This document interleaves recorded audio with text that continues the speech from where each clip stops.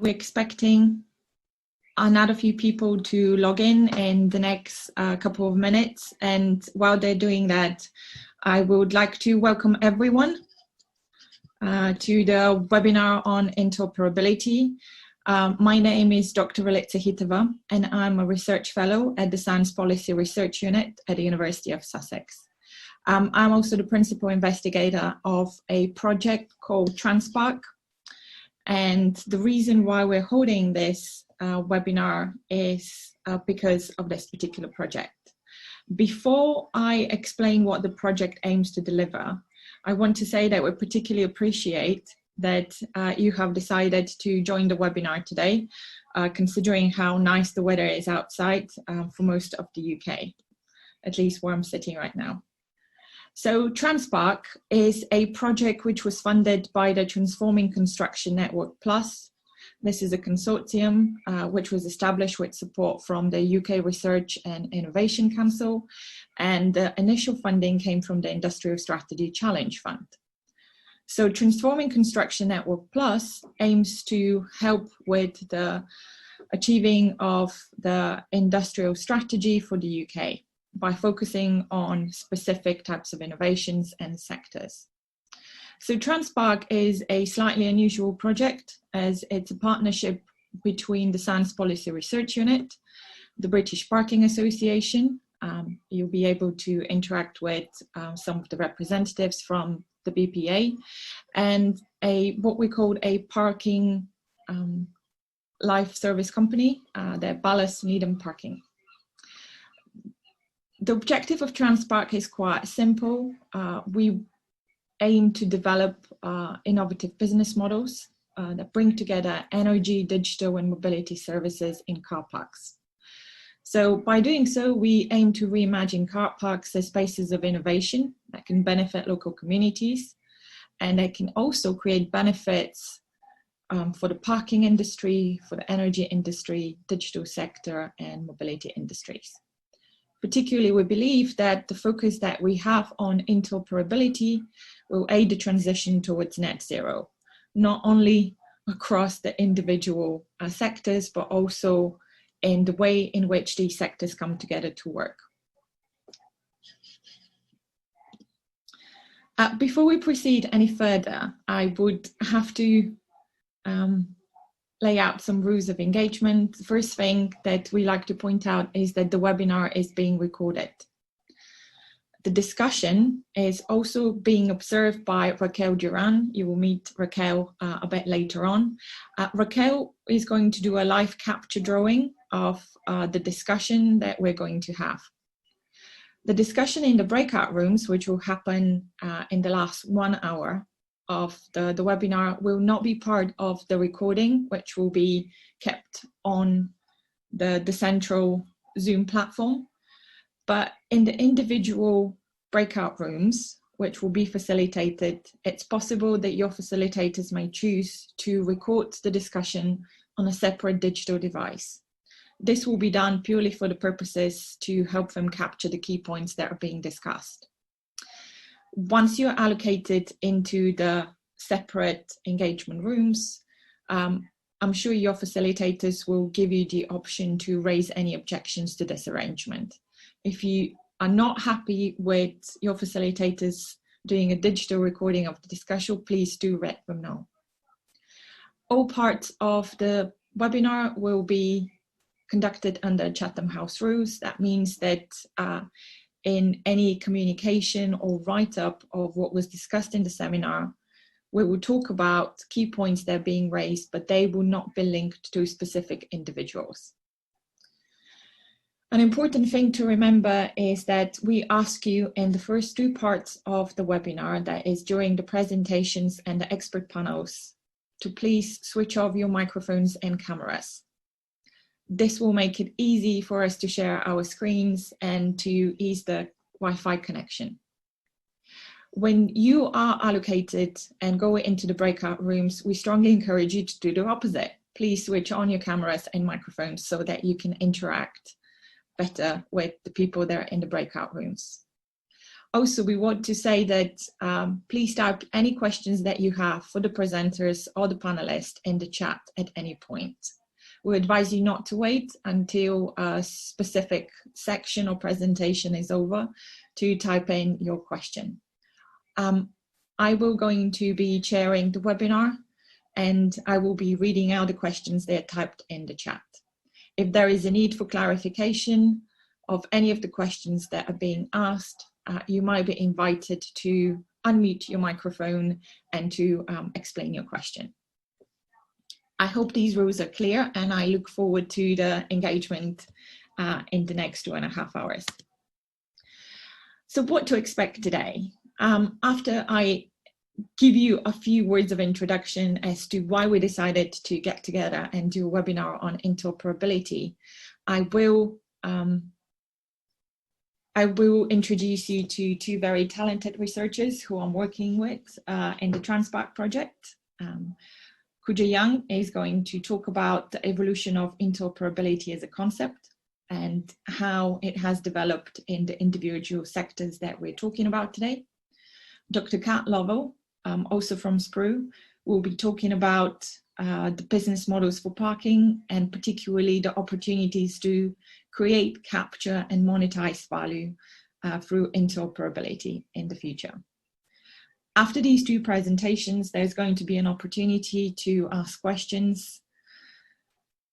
Following the Q&A, we are going to have 3 short interventions from an expert panel on interoperability, bringing experiences across parking, renewables, energy services, and battery storage. These are going to be Fraser Crichton from Dundee City Council, Dr. Dimitrios Telepis from SMP Networks, and Michael Wilmot from Oxford Energy. If I have mispronounced any of your names, I do apologize in advance. Of course, after the end of the short interventions, there's going to be another opportunity for Q&A. And the last part of the webinar, you will be sent into individual breakout rooms. These have been pre-selected based on the choice that you made when you registered for the webinar. This will be a facilitated discussion, and your facilitators, who I'm going to introduce you on later on, they're going to be recording the discussion, and they will feed back into the final part of the webinar. Why we need to talk about interoperability? There are several very compelling reasons. First of all, one of the key reasons why we created TransPark as a project is because we wanted to avoid missed opportunities, and particularly missed opportunities to think strategically and across different separate sectors which do not usually come together, to think through how they can interact with each other in a more efficient and strategic way. Missed opportunities in the past in the quite successful sectors such as offshore wind have led to suboptimal results in terms of what the infrastructure that was being developed could actually deliver. For example, in the case of offshore wind, the development of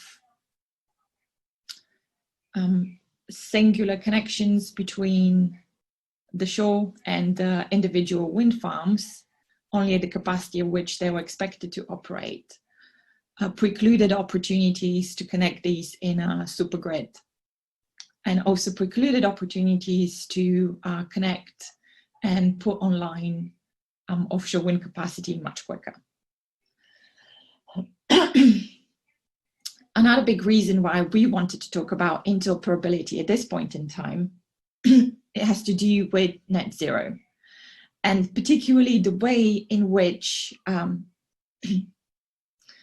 there are big differences, apologies,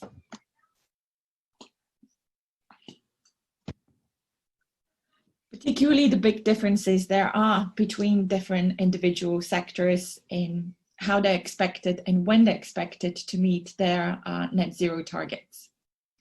That means that rather than waiting for individual sectors to reach their individual targets, we would like to encourage partnership between sectors such as parking, mobility, energy, and ICT, and see how there could be leapfrogging across the individual sectors. We also believe that there has to be a shared understanding of interoperability. As you see from Kuja Yang's presentation in a few minutes, they are very different types of interoperability, and what we understand as interoperability in the different sectors is quite different. So what do we aim to achieve with interoperability, and what are the key elements of achieving interoperability do differ? That's why we believe that if we start developing a shared understanding, that will help the development of such projects in the future. There is also need to develop new business models for parking and energy. This is partly linked to the fact that there has been additional pressures on existing business models for parking, for example, around multi-story car parks. As you know, in energy, there has been big changes, such as the removal of the feed-in tariffs for solar. It means that both sectors are looking for alternative revenue streams, but also the unexpected situation with the global pandemic, which started earlier this year, and which is going to have an effect for a unknown period of time, have open opportunities for disruption of existing business models. However, one of the things we have noticed is that currently there are no platforms for multilateral engagement between energy companies, parking operators, mobility companies, and companies providing digital services. Nor is there a strategic discussion of interoperability at government level. So what we are aiming to achieve with this webinar, and we think that this is going to be a first step in this direction, is to start this conversation in a bottom-up approach between the sectors. At this point of time, I will invite my colleague, Kuja Yang, to start sharing her screen with us and to start with her presentation.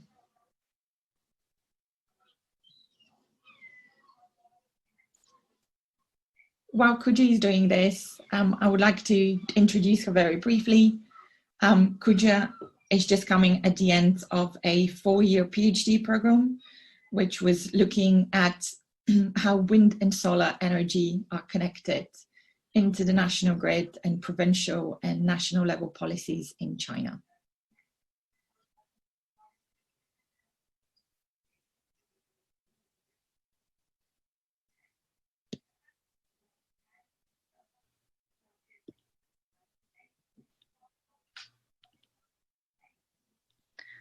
Sorry, just bear with me. Yeah. Is it working now? Yes, Kuja, we can see it. Okay, great.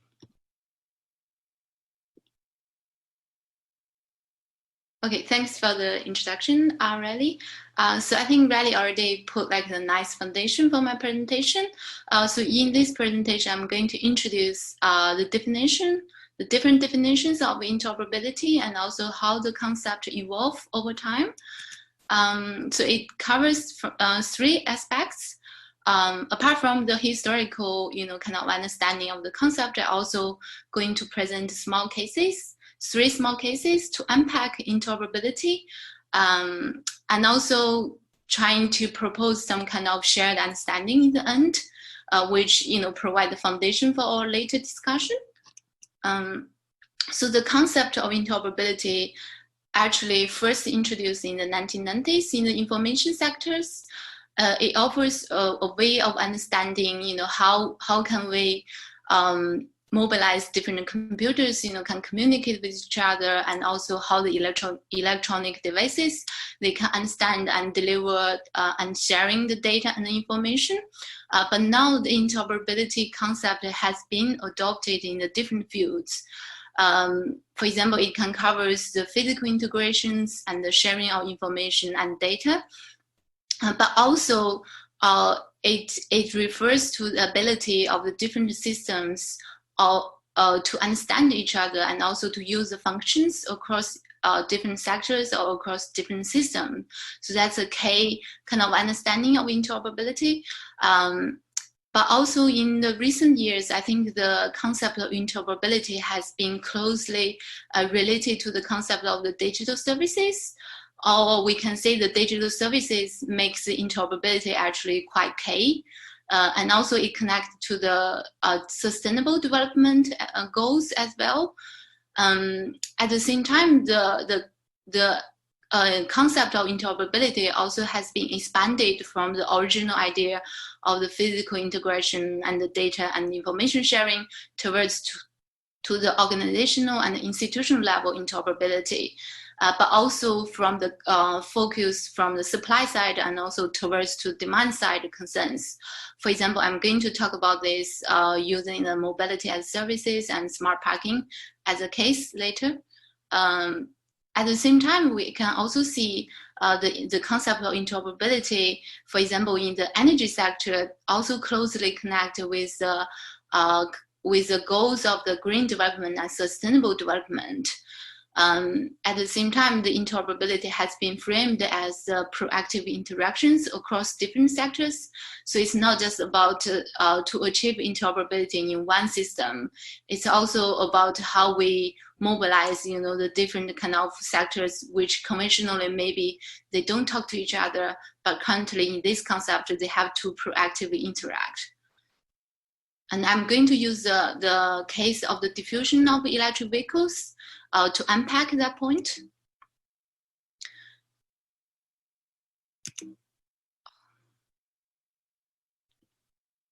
And the interoperability in the mobility sector, for example, originally it links to the concept of interconnectivity.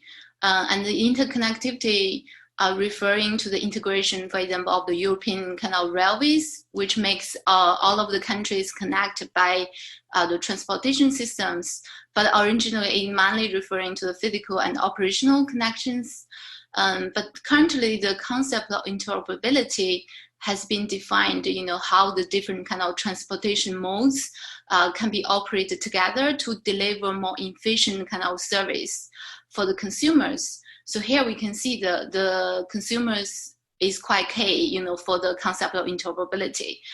And at the same time, we see the big challenge of how to achieve interoperability, in the transportation sectors. It's not just simply about physical interconnections, but also about how we make the different organizations, being mobilized more effectively, to deliver more efficient services for the consumer.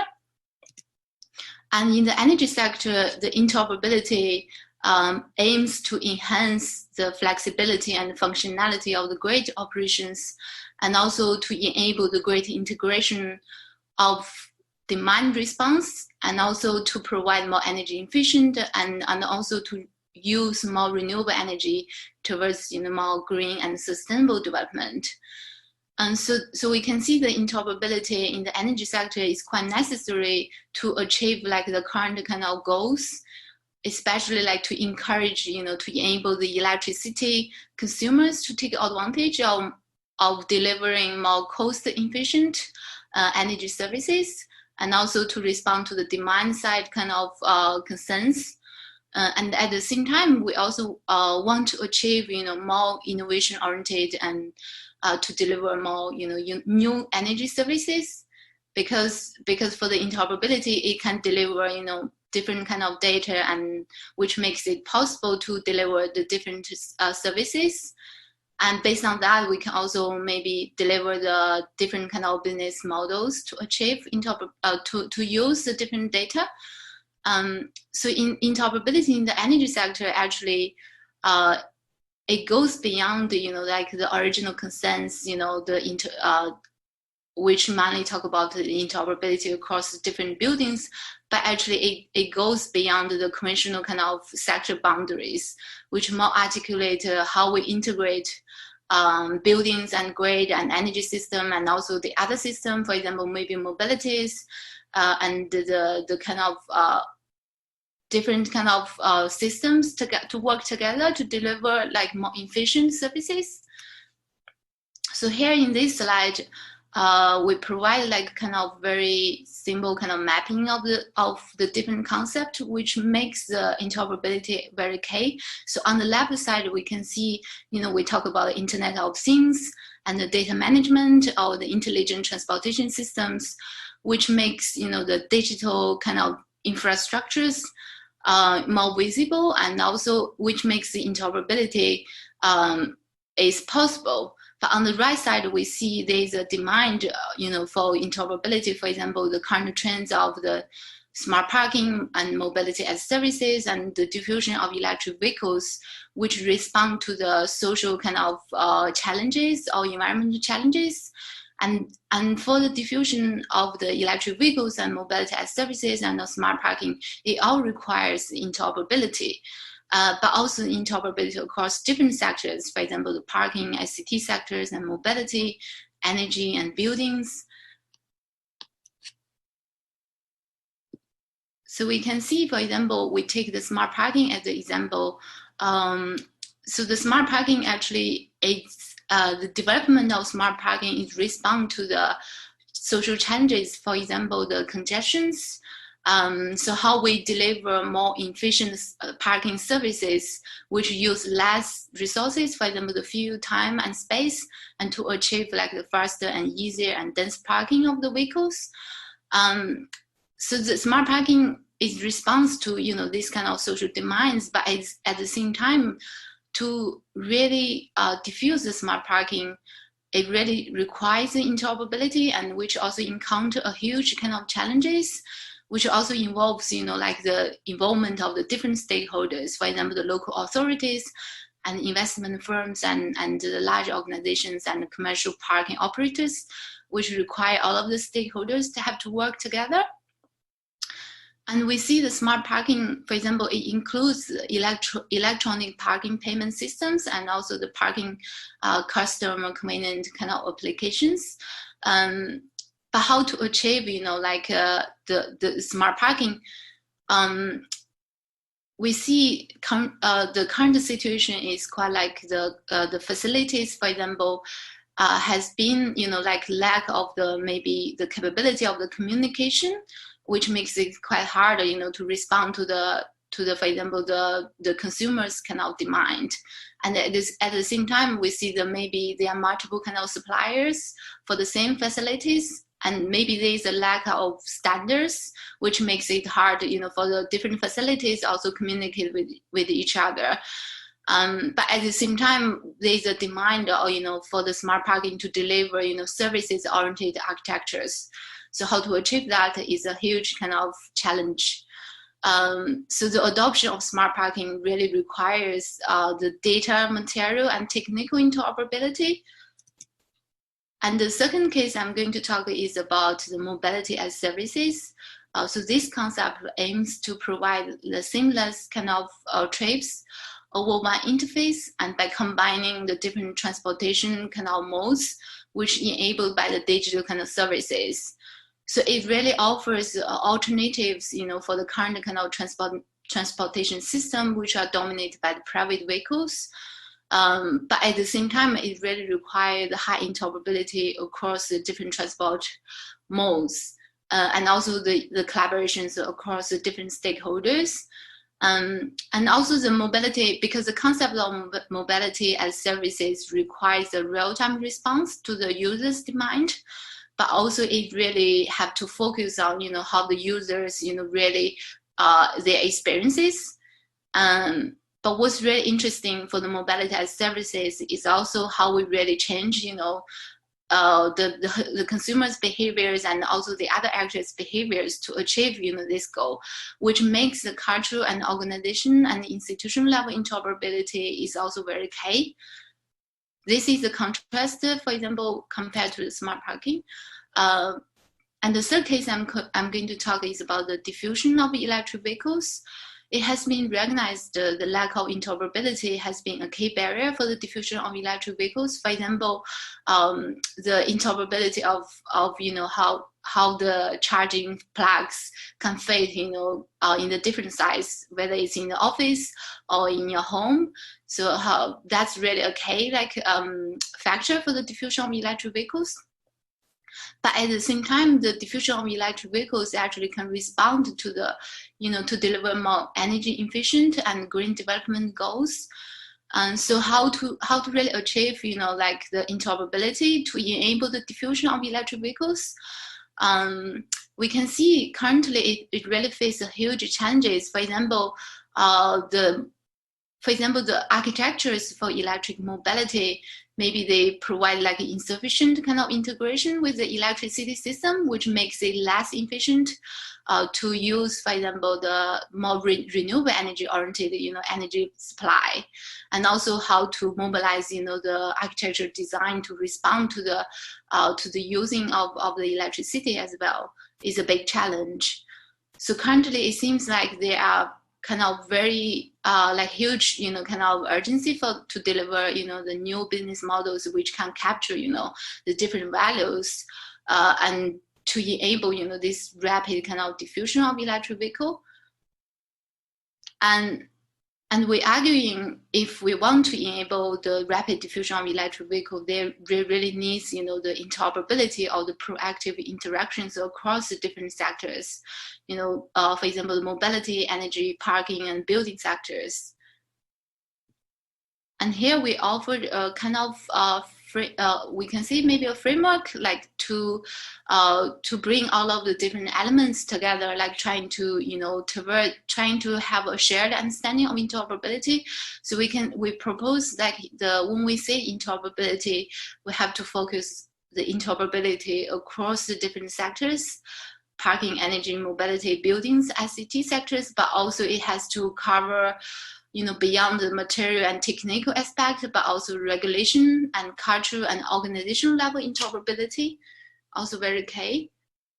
And finally, this is my last slide, which I'm trying to recap, what I have talked.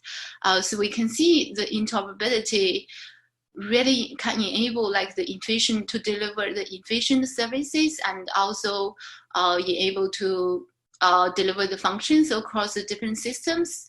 And also there's a huge need for interoperability which respond to the social and environmental problems. For example, we can mobilize interoperability in the energy system, for example, to achieve net zero kind of targets.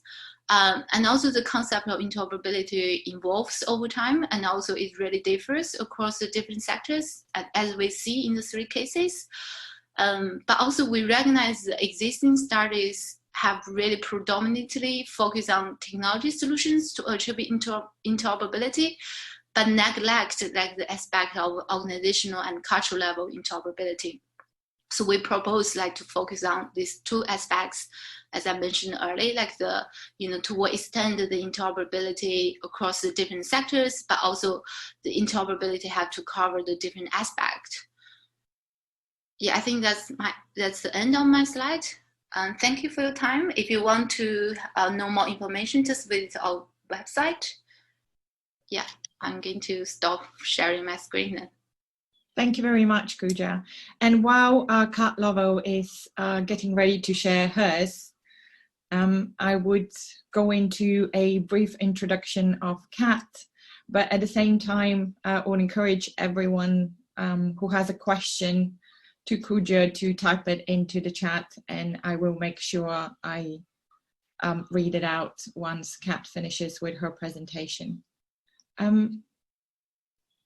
Right, so Dr. Kat Lovell is a research fellow, just like myself, at the Science Policy Research Unit at SPRU, and she has many years of experience working in innovation of established and mature systems, such as railways, and also working on infrastructure interdependencies, so the ways in which different sectors work with each other.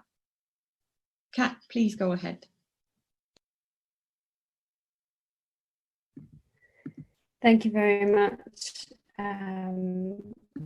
and good morning, everyone. So I'm going to talk a bit about the parking sector and how we might use business models and innovation thinking to understand opportunities for interoperability. So as part of the TransPark research, we've been learning about different aspects of the parking sector.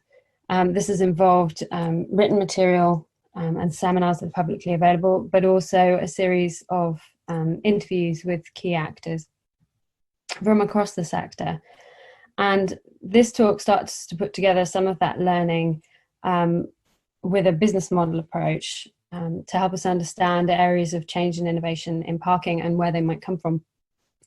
And the aim of this is to capture a starting point for thinking about the ways in which parking will need to interact with other sectors such as energy and digital sectors for unlocking the strategic potential that may be present in interoperability.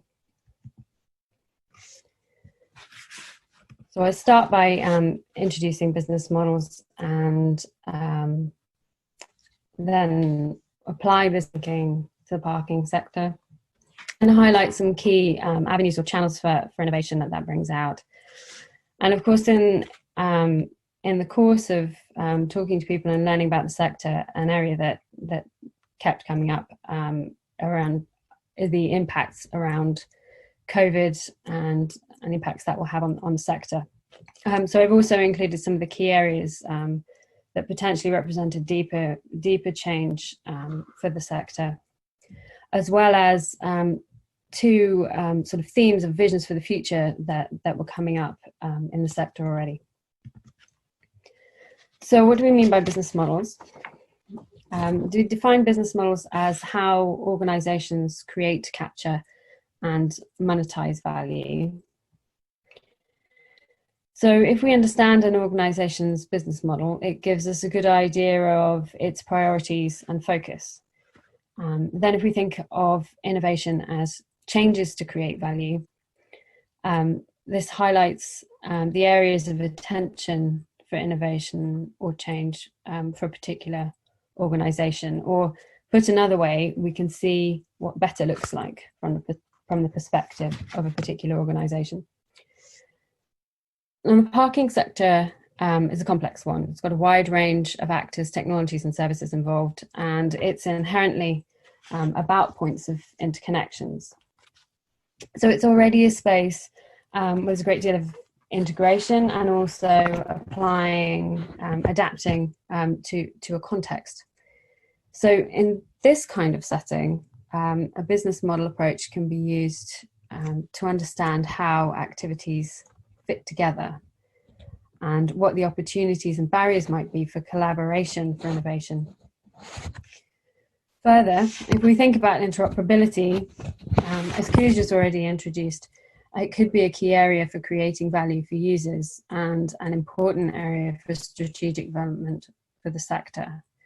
But to generate the levels of collaboration and investment that are likely to be required, it's important to consider how value might be captured and monetized by the firms that are going to be involved and different actors. And a second point on interoperability is that it comes in degrees. And it may be that deeper, multifaceted interoperability, linking not only across the parking sector, but with other sectors, offers greater value creation, but at the same time faces greater barriers to doing that effectively. And so we propose a business model approach that it can be one tool in thinking about a sector-wide strategic role for interoperability. To apply this thinking to the parking sector, one key chain of activity we might represent like this. And the term attractions is used to acknowledge that parking tends not to be there for its own sake. It has there can be a wide variety of reasons why parking is used. It can be for commercial commercial sites, directly commercial, like cinemas and shopping centres, but it can also be for mixed-use sites, for example, in a town centre where people are using the parking facility for lots of different reasons, and even for non-commercial applications. And this particular chain of activity that I put together here is perhaps most fitting to private facilities for parking, but we can adapt it according to setting. So the different activities that provide that parking facility that that allow people to get to whatever the attraction is are represented here on a continuum, and that's to acknowledge the variation and how these different stages in the chain fit together for different organisations, but also even within different contracts. However, each step in the chain is dependent on the others, and looking at the kind of key interfaces between those different activities gives us an idea of what is valued and what the priorities are for each actor, and how those ideas of value are being passed horizontally along the chain, so between customer and supplier. But then if we also think about and use the business model idea to think about monetizing value, we might identify several streams of revenue that are linked to the parking services. So the term activity is used to acknowledge something where in great quality of parking can increase the footfall in the shopping centre or so on. So there may be revenue to be captured there. The other streams are fairly self-explanatory. They are placed provisionally on this line as a rough mapping to where they can fit to the activities above. But again, there are variations in how these are combined. But if we look at the different activities that are going on in the parking sector, they're clearly about a lot more than simply linking to a revenue stream. There are some of this is captured by the relationships along the value chain. So in order to continue to have access to certain streams of revenue, each actor needs to continue to have clients and suppliers in order to provide that function. And so meeting the idea of what's important to your client is clearly an important way of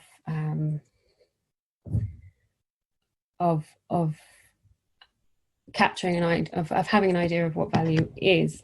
And this represents value, understanding, creating that value. To position oneself in the chain is about capturing value as opposed to directly focusing on monetizing value.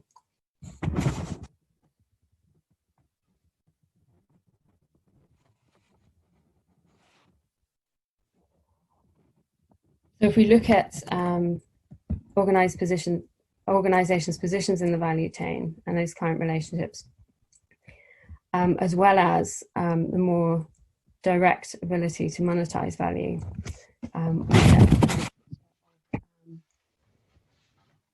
value as it's being processed and thought about in the sector. And that directs us towards attention and channels for innovation. So we can see that there'll be some key areas for innovation for actors within the sector. So technologies and processes to efficiently generate revenue are going to be areas for change. and then capabilities and approaches to creating, keeping access to that revenue. But a key sort of emerging opportunity that appears to be coming is also around value created through use of data. At the moment, doesn't seem to be linked to so much to directly to monetizing value, but it's more about being used to help do a good job for a client, and so it's more in the capturing value space. But that's definitely something that appears to be emerging as a place for the creation of value. And if we look across the sector and think about how ideas of value might change, and areas where innovation and change might be required, we can see changes in users' expectations and use of parking being a motivator, visions for town planners. Accreditations and quality programs are an important way of marking capability to do certain things, and marking reputation and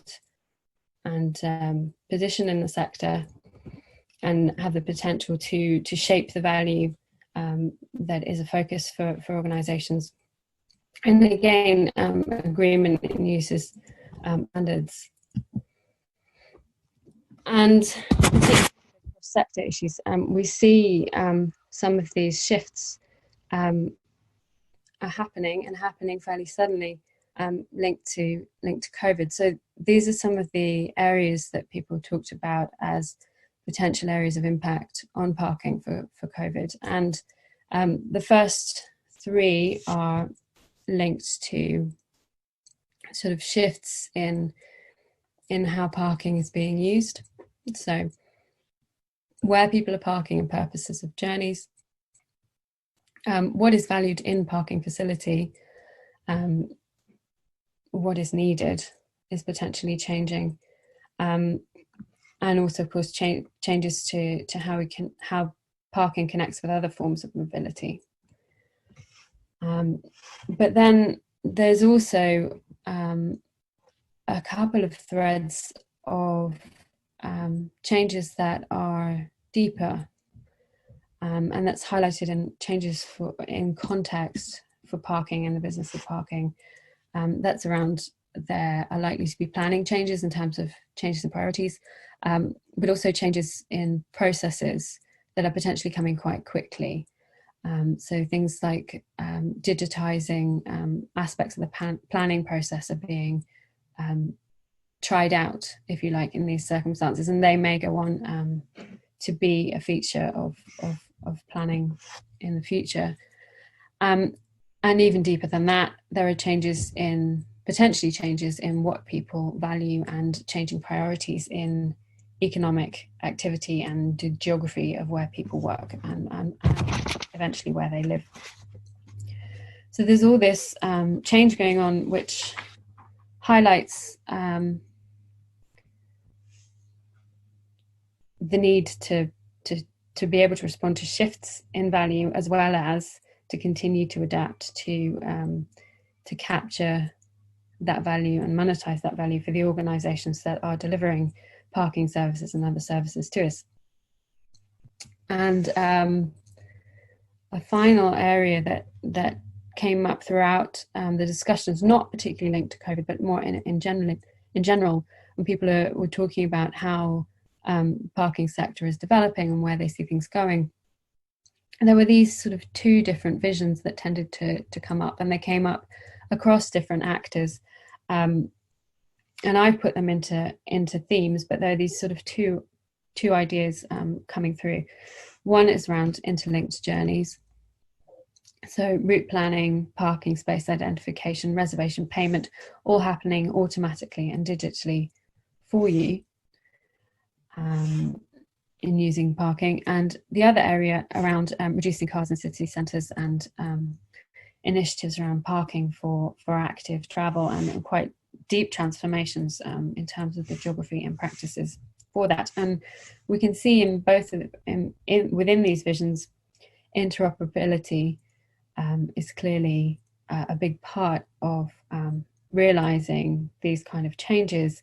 And the three cases and examples that Kuja discussed are absolutely represented in these two visions. And so interoperability is potentially an area of strategic development for value creation that needs a cross-sector consideration of opportunities and barriers. And we propose a business model approach as one way to highlight those opportunities and barriers for collaboration, and to think about what benefits are being generated and to whom. But it also highlights that value creation to happen, there needs to be consideration as well about the organisations that are generating that value, and how are they able to capture value and monetize it in that process. So we're proposing to use a business model approach as a way to understand ecosystem for organisations responding to these dramatic changes that will be required, not only from COVID, but for using interoperability strategically in the future. Thank you. I look forward to your questions in a minute. I hand back to Raleigh. Thank you very much, Kat. So we now have about 10 minutes for any questions raised about the three presentations. And we have a few questions already lined up. The first one is about an example which comes from Sunwell, and the person says that they have three main types of EV and smart parking. There's no problems with the house fleets on street and off parkings, but in-house fleet and off-street are easily achievable, but it's managing the expectations as well as challenging mindsets of the consumers. That seems to be a problem.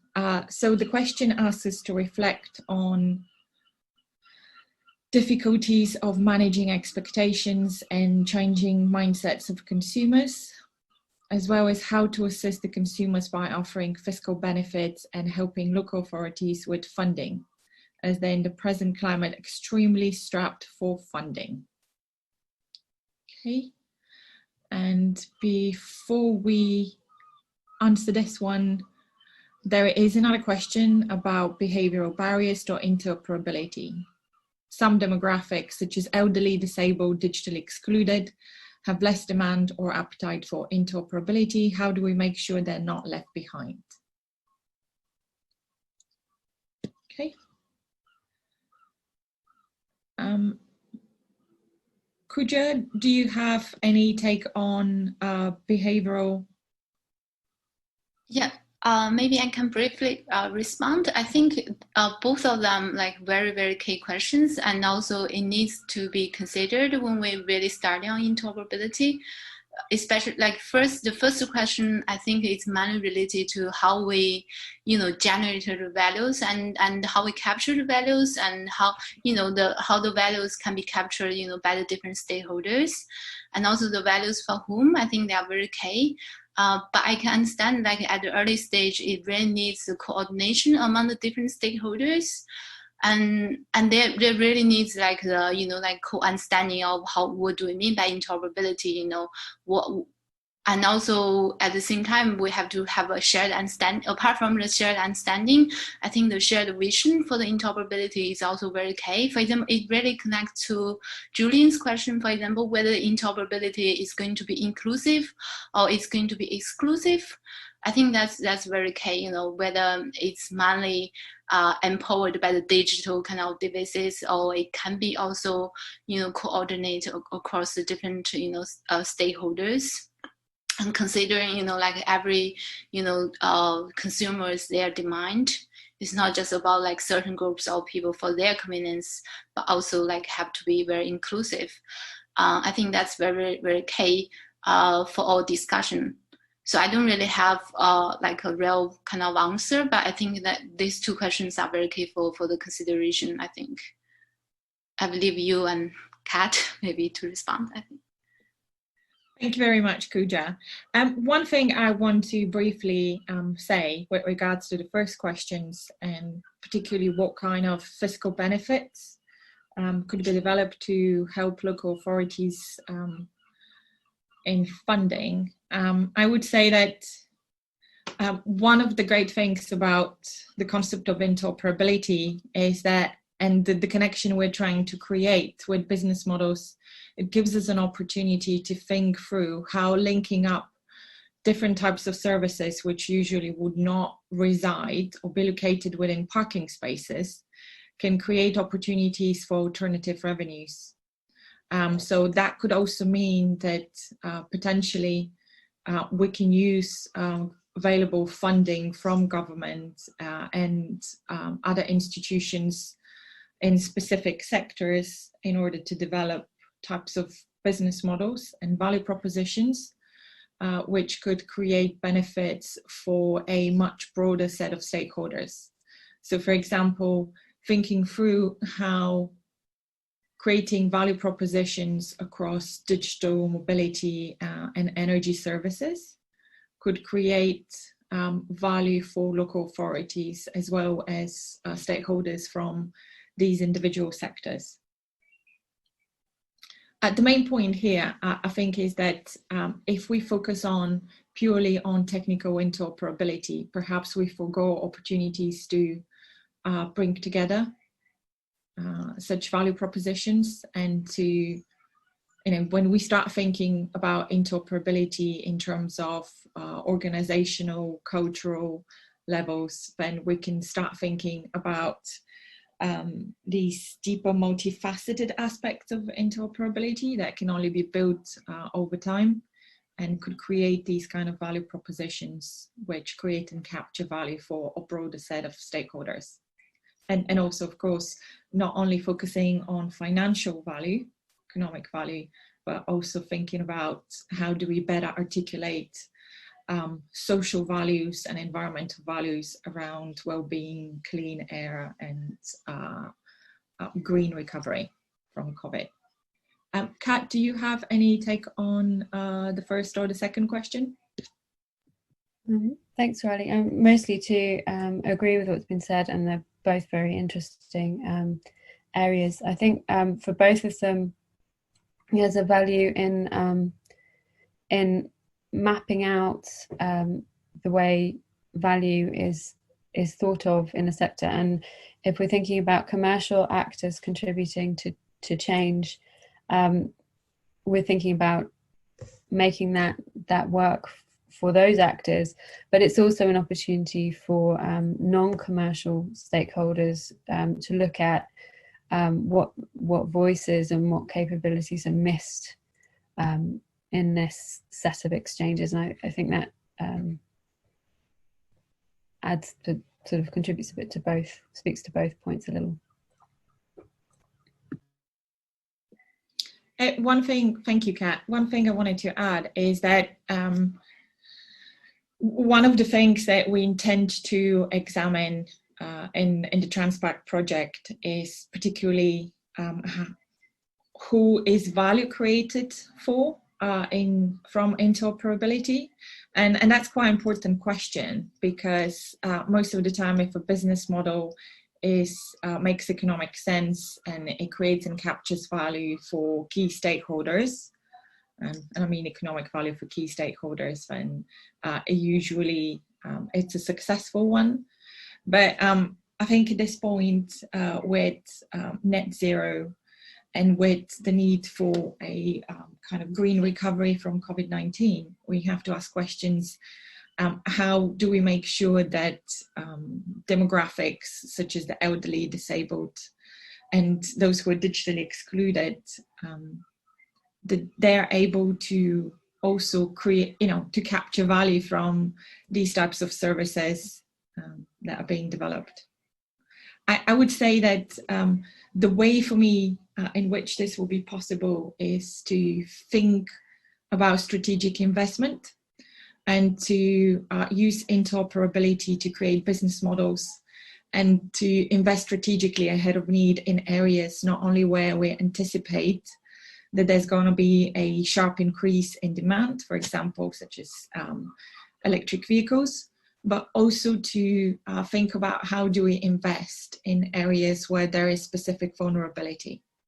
So this could mean that there is a high concentration of elderly and disabled people, and think about how strategic investment in these areas could enable the development of further business models and services for these groups. Okay. I'll leave it there. So we have one more question, and let me read it out. There are many players who are already working on degrees of interoperability, especially between EV charging and energy services. Other forms of transport are being included by the use of transport cards, such as Transport for West Midlands Smart Card, which can buy travel on public transport, pay for parking and EV charging. The question is, what do you think local authorities can do to encourage the creation of interchanges between different transport services, given that one, they have little available funds, and two, they do not control the individual transport businesses? That's a very good question. Kat, in your mapping of business models and points of value creation and capture, have you seen anything that can speak to this question? Yeah, so there's something in really looking for ways to get the actors that are working in these areas to get players to respond to your needs, and to think about the values or point of view of the local authority.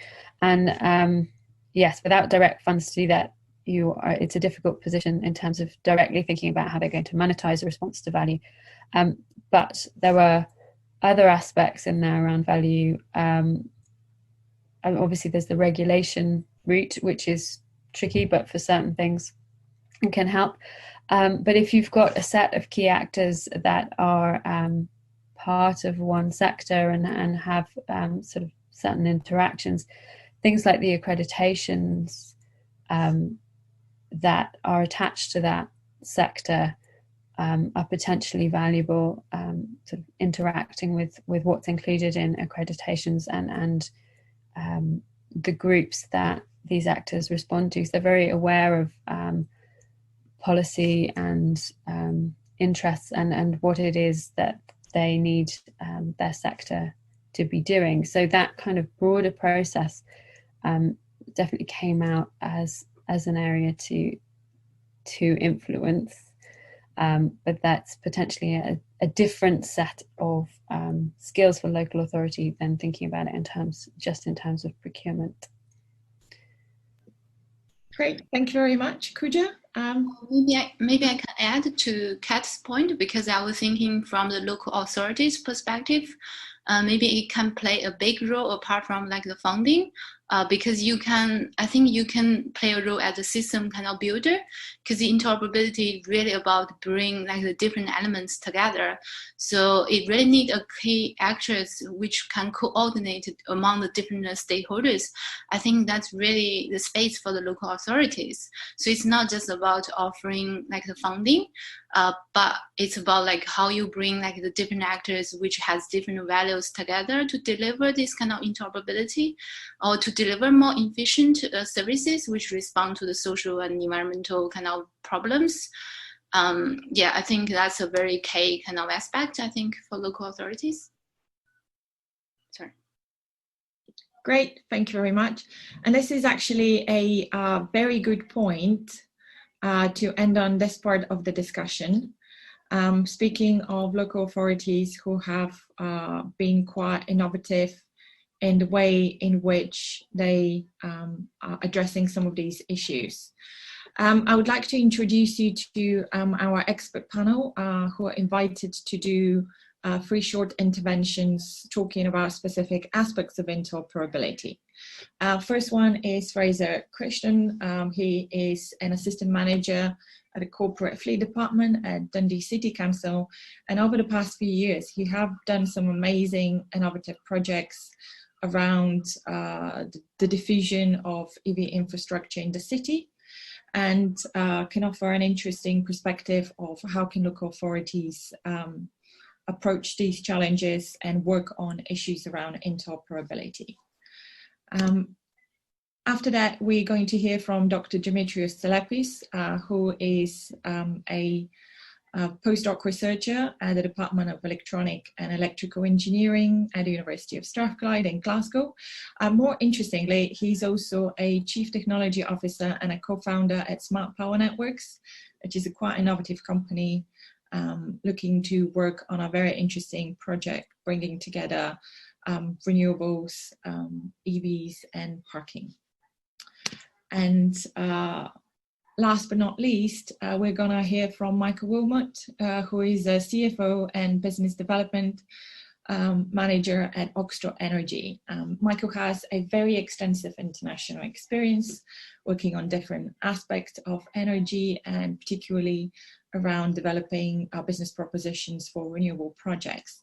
The interesting thing about Oxford Energy is the development of a very innovative flywheel technology storage system, which is specifically designed to work alongside renewable technologies such as wind and solar. And Michael will tell us more about how it could actually fit pretty easily in different types of parking spaces. So without much ado, I would like to invite Fraser to start sharing his screen, please.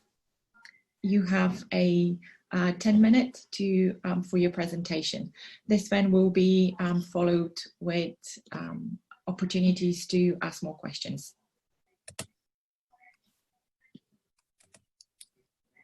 Hello, good morning everyone. I'm just putting my slides up here. First of all, thank you very much for all attending due to the fact that in Dundee here it's lovely and sunny, being the sunniest city in Scotland. 10 minutes, not a lot of time for myself, given just to give you a slight background, and that's the first couple of slides that I'll give you. I've been doing this since I think roughly January 2011. So we're heading for 10 years. So to try and cram everything in 10 years is practically impossible. But obviously, what you're going to see is just a quick overview of what's happening in Dundee, why we're doing it, and then straight on to the solutions, the parking solutions that we have developed especially over the last 5-6 years. So the first slide is really a context of how the city is transforming. You know, in the 40s, 50s, 60s, it really was an industrial city struggling.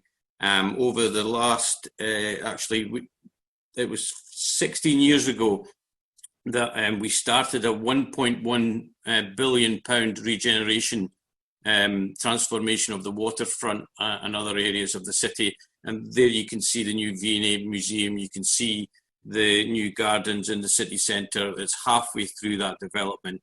And why I'm discussing this before we go any further is because when we look at what we're doing in e-mobility transformation, it's all part of what the whole city is doing. A couple of slides there show you that we've now hit 20% of the taxi industry are all electric, and we've got the largest fleet. I've just ordered, and a council fleet, we've just ordered another 80 vehicles that are coming in over the next month. But probably more significantly is the picture on the left-hand side, which shows Dundee. What you're looking at there is the volcanic seat. So what we've done, what happened obviously before I was born, there was that volcano, its fissures went into what you can see in the background is a Tay. All the fissures obviously looked for the lowest, the quickest way to get to the sea. And over time, what we did when we put our transportation sector in is we built our roads on those lowest points. So what that has meant, why I'm telling you that about the topography, is that in most cities around the world, between 8 and 9 in the morning, and then at 5 at night, that is when you see peaks in the emissions, the air quality peaks. But unfortunately, due to the fact that topography, the city sits in a smog constantly because the bad air quality can't escape anywhere.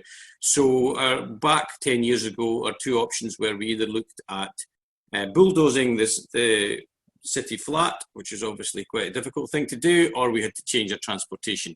So that is sort of quick background of what we're doing. There's a quick overview of anybody that doesn't really know Dundee, because obviously Edinburgh, Glasgow and Aberdeen are more larger and everyone knows more about them. But to really put it in context, there are 150,000 people living in Dundee. Significantly, as you can see, that equates to about 8 miles by 5 miles roughly. It's a really condensed city, so a lot of people living in a very small space. So when we look to transition over to electric vehicles, you know, the range at the very beginning wasn't really as a big a barrier as probably most places. So that's a very quick overview. That's just emphasizing our issues that we have. We so polluted across the city that instead of looking at areas, the whole city became an air quality area, management area. There's a couple other absolute nuggets about Dundee, but one of them is for the last 3 years we've had the MOT failure rate. We're top to that. So obviously real issues here, and then behind that we've got the Scottish Government at the top there pointing out that they've taken 8 years off of what the UK government targets are. So that's a bit more pressure on us, but however, it's what it is. So really on to quickly on to what we looked at the city. What you're looking at there is infrastructure that we put on over the first, say, 5-6 years. We dotted infrastructure in for our own fleet, for public, etc. And they were individual charging infrastructures. Just for some of them were rapid, quicker, faster, some were slower, etc. But it quickly became apparent that another fact that you put into the mix is 51% of the population in Dundee live in tenements, so therefore do not have a driveway to have EV parking. So the other issue was to do with who are the biggest polluters, which was the taxi industry, and so we started looking at infrastructure, and what I'm about to show you is these 3 charging hubs, a couple of them, and then the development of what will look quite exciting to start with, but what we've kind of moved on quickly from that sort of scenario. So there is Princes Street, which has been opened for over 2 years now. And what you're looking at there is a site that used to be a garage in the 80s. It's very close to the city centre. You have 6 50 kilowatt rapid chargers. You have another 3 slower ones. You can see that we've got solar canopies on top of them, and they feed a battery storage system there. It's 90 kilowatts, which is second life batteries. And what you're obviously doing there is peak shaving. Obviously, when you've got all those vehicles, and I can assure you, especially with the taxi industry, they'll go and do a contract in the morning, and they'll come in the summer at 9 o'clock. That's the peak time, so that energy has been stored up from the day before, so that kicks in when the system knows at 9 o'clock when the taxis all roll in there. The interesting thing about the system is that after about a couple of days, it does get a little bit colder in Scotland in the winter.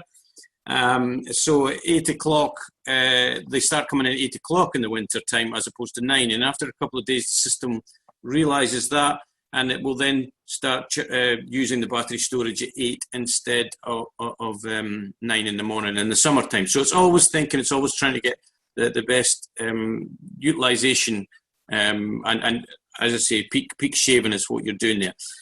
Fraser, sorry to interrupt. Your slides seem to be stuck on the first one. Oh God, let's have a go. You can click and see whether you can catch up with the slides. They do look very interesting. Have you? Is that moving now? No. No, unfortunately. Oh, geez. Please move. I think if you just click on to, if you see at the bar at the bottom right corner, Like that. click on the slide, which is right next to 83%.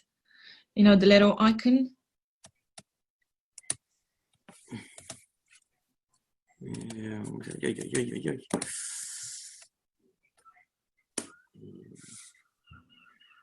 Oh, this is looking something. Has that helped? So now we can see the second slide. Yes. Okay, so I do apologise for that. We'll go. So there you go. There's Dundee. So I'll batter through it again. So obviously, sorry about that. I apologise. So you that's. can take it from where you were before I interrupted you, which I think it was. So that's the city. That's where the hubs are. So that is Prince Street, which I'm talking about. Okay, so, great. Thanks. Yeah. So hopefully you picked up enough of that, which was you've got all the charging infrastructure there, solar. It's feeding the second life battery storage and container there on the far left.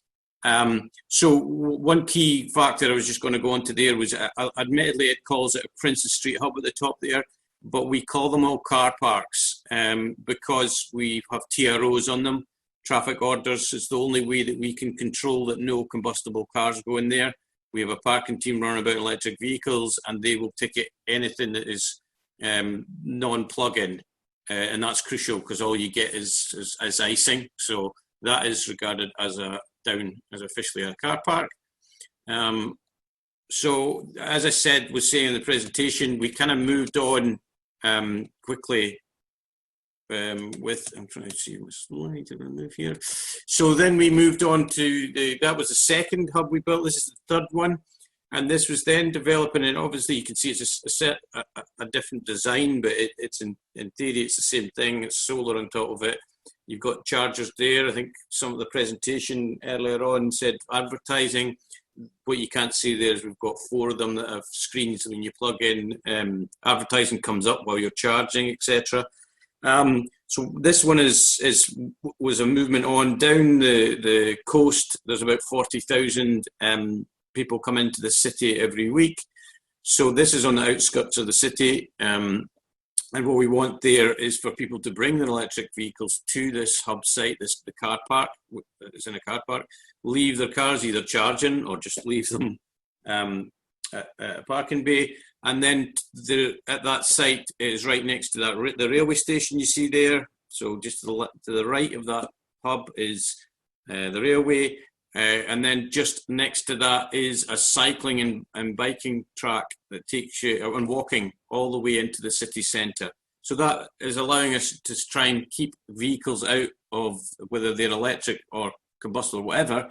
Obviously, this is part of the low emission zone that we're trying to create in the city centre. So that is a multimodal hub that then allows us to try and keep vehicles out of the city.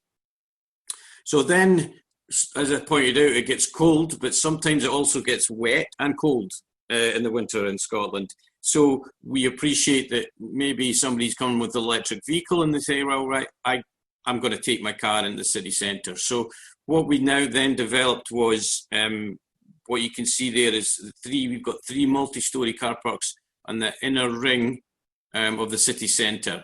And ultimately, if our strategy is, if somebody is coming into the city centre, that's as far as we want them to go. So we've started developing on those multi-storey car parks, which maybe a question will be asked, how can you do that? We own 95% of all parking in the city.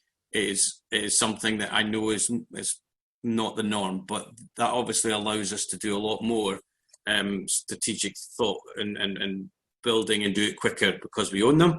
However, going back to what we're trying to achieve here, people come into the city, we want them to park at the multi-storey car parks during the day, walk into the city centre, and then at night time we're going to give preferential charging rates to people who have got vehicles in that ring in order to get vehicles out of the city centre altogether. So what we have created on top of the first one is what you can see there is and another thing it's got, again, it's solar. You're looking at the solar canopy there, but it's also a dynamic loaded system where even though we get, say, 20 vehicles coming in, you can charge 7 kilowatts. That solar is not going to cut it, but we know they're going to be there for 8 hours because they're gone to work. The system then can reduce right across the charging infrastructure, say down to 2 kilowatts, in the knowledge that it's going to be a slow charger, and therefore we're not going anywhere near the grid.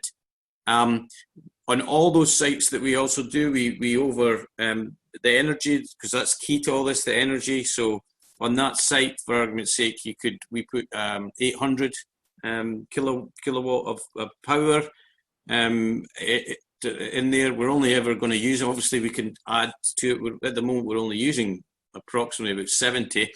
But what you see on the right-hand side there is we put a 150 charger off the power at that car park, and that will feed our coach bus service. So why I'm pointing that out is because if we over-capacitize, we can then do more projects very quickly, as opposed to just doing enough energy for that individual project. The pictures on the bottom show you one of the other the second one that we've got to, which is, sadly, although the car park is only 5 years old, it could not take the weight of the canopies that you see in Green Market one at the top there. So therefore, we had to come up with another solution, which was, as you can see there on the floor, and you're losing car parking spaces. But how I can't talk, you've got to talk about the actual whole project in a city and region as a whole. The council are more progressive about saying, well, we want the vehicles to limit the vehicles to come there, and when they do come there, we want them to be charged up using renewables, not the grid. So therefore, we're prepared to sacrifice parking spaces. So that's a presentation of its own. How do you get to that point where the council's thinking like that? However, that's what's happened. And then in the middle one there, what you see is the sort of innovation progress from a big storage container of second life batteries to the Tesla battery storage system, which looks like 2 radiators in your house, to put it bluntly. And what that gives you an advantage of is when there's not enough that's solar, there's not enough cars needing charged, the system constantly looks to where to put that energy. So if there's not enough cars to charge up, it then feeds the lights in the multi-storey car park, or then goes to the barrier system. All behind all this is we're building an app in order to develop what we've now understood, which is where we put the charging infrastructure. It's where we want in the future to put the transportation, where we want the movement of vehicles in our city. To understand that, the V&A brought in over 1 million people in the first year. So 150 population, tourists of 1 million people coming into the city. We need to make sure our transportation doesn't gridlock. So therefore, what we're offering is we can now combine charging with parking costs. So we then look back at this slide here. We have maybe somebody coming into the city. We've got a concert in the middle of the city here. We want everybody to come to this car park. We don't want to clog up this one. So therefore, we have charges increased to this one 3 times. We make this car park free, moving everything about and the charging. We also understand, especially what's just happened there, it has put everything into context and home working. So originally the council offered a monthly ticket to access those multi-storey car parks for a month. What we understand is that people are only now coming in potentially in the future 2-3 times a week at tops. So we're kind of taking a lot of money off of people that aren't going to actually use it. So we've got a system which is a credit system, which will allow people to book on an app. They will get charging and parking as on their credits, and they'll pay it as on the app as whatever week they have. Maybe we're working 1 week or 2 weeks, etc. So, and we realise this time, what have we now developing? We've still got a third hub to build, but the fourth one, we've got a 1970s car park. I'm sure lots of councils and cities have got them, not the loveliest looking things in the world. It needs about £500 million investment to keep it going. We are going to knock that down and make it into a single story. This is in the city centre. Again, you're looking at we don't want vehicles in the future. Where we can, we're looking to develop electric scooters, as was touched on before, electric. So that is the plan. We're looking at partners, DC Thomson's, which is a media company, the 26th richest in the UK family. You've got the police section, etc., all engaging in this, where they will put their electric vehicles there that they need, but they're also really keen.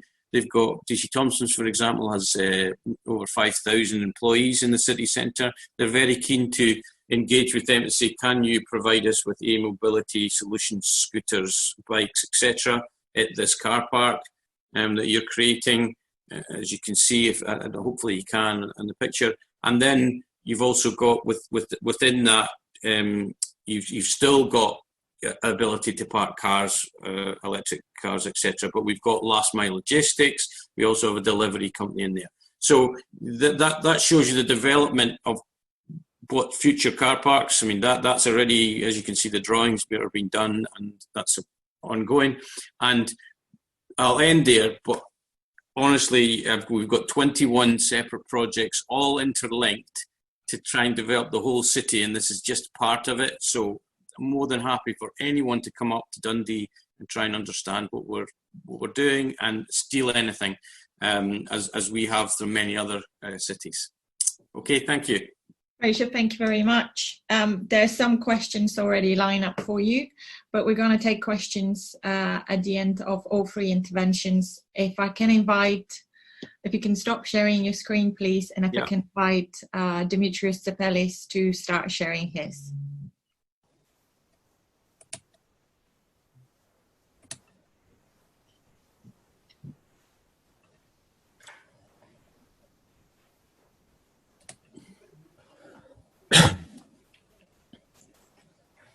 So can you all see my screen? Yes, thank you. Okay. So hello, everyone. First things first, Ralitza, thank you very much for giving me the opportunity to present here today. Again, to introduce myself, I'm Dr. Dimitrios Tsepelis. I'm the CTO and co-founder of Smart Power Networks. Since today's theme is about interoperability, I would like to talk to you about a project that Smart Power Networks is involved. This project is funded by Innovate UK and is called Liverpool Multi-Vector Energy Exchange. So basically, this project is about the commercial offering for decarbonization across energy use and users that is multi-vector, scalable, and replicable. So we have a few objectives we want to achieve. Basically, we want to prove the social and business benefits that arise with smart local energy networks by quantifying energy savings and new revenue streams. And we want to do that by creating an interoperable and multi-vector design, which of course will be based on first-of-a-kind technologies. The entire project is split into three main themes, those being the design, the commercialization, and the deployment. We have a few project partners, as you can see on the screen, like Scottish Power Energy Networks. We have University of Sussex, some other SMEs, and we have some from the financing and business model sector, like the New Resource Partners and Regent Capital. Smart Power Networks sits on the design theme, and basically we bring the technology. Now, speaking of the technology, basically we combine hardware, so advanced controllers, algorithms, software, and data insights to optimally control energy assets of any kind in a coordinated manner. Speaking of any kind, I mean for assets of power, heat, and transport. So by doing that, we want to promote, again, interoperability, scalability, and replicability of projects within the energy sector. Just to give you an idea of the project. So the project sits at the heart of Liverpool. So we're going to start at the lab area you see on the screen, which is basically in the Circus and Department site. There are a few building blocks. We have PVs, we have EVs, car parks, storage, and so on. And we want to expand on the pilot area and hopefully to the entire city area. So smart power networks will bring the smart network controller together with the flexibility exchange platform to promote the controllability and full interoperability with all the energy assets. Now, speaking of interoperability in energy systems, some work has been done by Energy Systems Catapult and has basically grouped the interoperability into these 6 areas. So we have to see the whole image here and identify that we have the consumer interoperability. So the consumers would be, should be able to switch between different commercial offerings and so on. We have the commercial interoperability. So market incentives, business models, they all should be able, to flow where the value is. We have data interoperability. So, to enable data sharing between different systems, device, physical, and of course, vector interoperability, which is very important to allow the power assets, heat, and transport to collaborate and be coordinated. So one of the main objectives we want to, establish within this project is to promote architectures that enable interoperability. So we started looking around existing models, and we found this SGAM model. I'm not sure if you are aware of that. So the SGAM stands for Smart Grid Architecture Model. So it's a good initiative to enable essentially standardization. So we have 3 dimensions, essentially: the domains, the zones, which basically describe the physical assets. And then there is the introduction of the interoperability dimension when we have different layers like the communication, information, function, and business. Even though this is a very good start, by working on this model, we have identified a few limitations. So first of all, indicatively, I can see that this model is based only for electric power. So we want to expand on this to include heat and electric transport. So we have identified a few more limitations, and we came up with a few additional features. Indicatively, I'm showing here the logical nodes.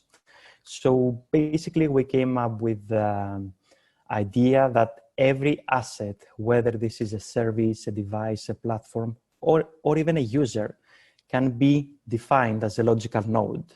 So each node has 2 edges, the operational edge and the non-operational edge, as well the main body where we capture all the processes, the methods, and so on.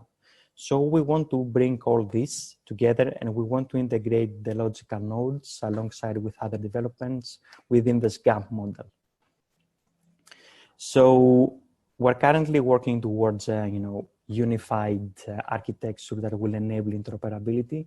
So we want to use the extended architectural models like SGAM, the powerful hardware we are developing. We want to introduce the cross-coupling equations for multi-vector integration. So by introducing coupling between the 3 vectors, we can enable a more efficient energy system. We have platforms that we will introduce within this project that will enable the stakeholder to collaborate and basically interact. Of course, the logical nodes I mentioned before. And finally, we want to introduce a wide range of protocol standards, which will be basically integrated into the platforms and the hardware and so on. So we want to release this new architecture in October 2020. So hopefully we will Actually, we will do a webinar on this architecture as well. So I will invite you all to attend this if you want. And that was me. Thank you. Thank you very much. Thank you very much, Demetrius. We would love to attend the webinar and learn from it more. Michael, if I can invite you to start sharing your screen, please. Yeah, just give me 1 second.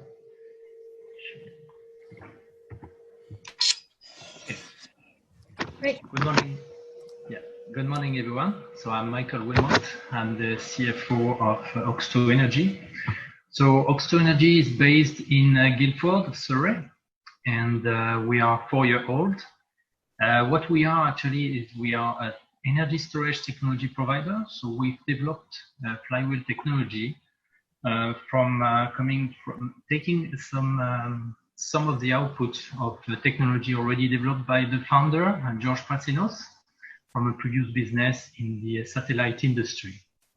So we have different core markets that we are targeting, and we are currently involved in different projects targeting all these markets, which are UPS, grid stabilization, train energy recovery when the train breaks, and also electric vehicles, which is what interests us here as of today.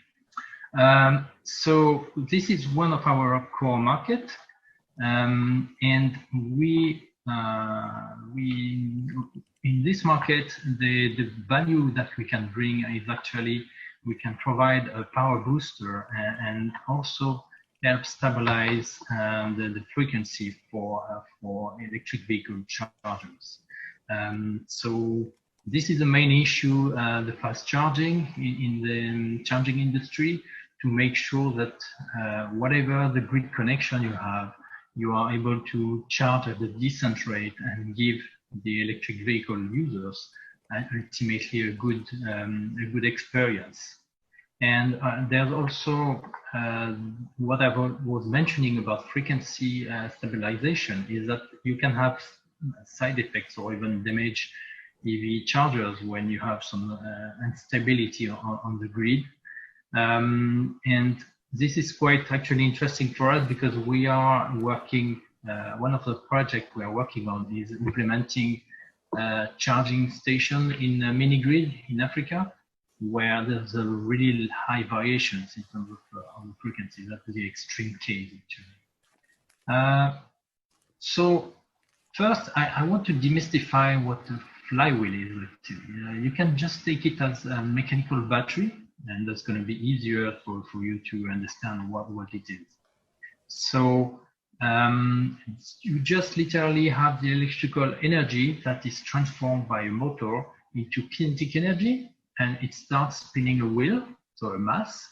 And the faster you spin, the more energy you will store. And then when you want to extract the energy back, then you have just a generator that does the opposite, that will decelerate the mass and transform the kinetic energy into electrical energy again. Just briefly, so you see at the bottom left what it looks like in terms of installation. So one of the main advantages we have is we came up with a very different design, as maybe someone has already seen the flywheels, which are usually very large, big wheels with a vertical shaft, and they have to be buried. We came with a very light and safe design that we inherited from what we had done for satellites. And this allows us to actually install it pretty much anywhere, as you can see on this picture, just above ground using just concrete slabs. Also, what the difference between flywheels and other technologies like mostly chemical batteries is that it has a very long lifetime, and there's no degradation because it's purely mechanical. And also there's also unlimited cycling capacity in terms of charge and discharge. So this is quite useful for applications like EV charging, when you need, every time you will need to boost with high power, and for every time you will want to fast charge some vehicles. So over the day, we can do it 20, 30, 50 times. There's no consequences at all. And also, of course, our technology is just purely using steel. So it's part of the circular economy, and it's 100% recyclable. And also when we manufacture it, we use we emit much less carbon emissions per megawatt manufactured as for the technologies. So now, why would we use flywheels in EV charging? It's basically, as I mentioned, there's a large number of cycles, and you can.